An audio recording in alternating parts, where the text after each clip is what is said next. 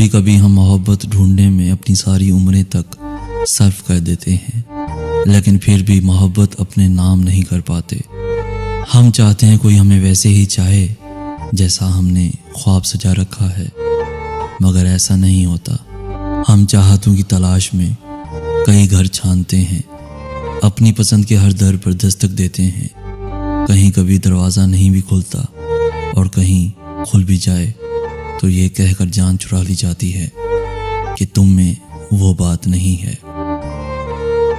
मोहब्बत का भूखा तो हर शख्स होता है, मगर मोहब्बत के लिए बना हर शख्स नहीं होता।